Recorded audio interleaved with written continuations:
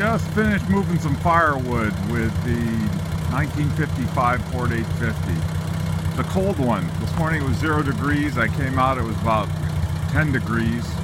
I went to start this up, and you know, it started with half a turn with a crank. So I'm very pleased with that. I can attribute it, I think, to the complete rewiring I did on it.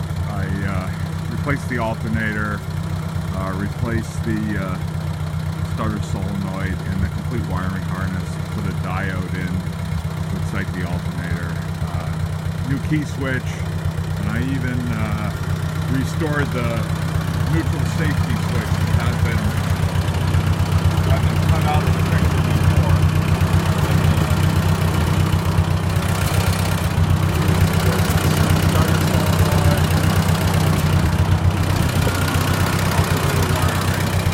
Any event, I'm sure it's hard to hear over the motor running, but very pleased with the reliability I got out of this.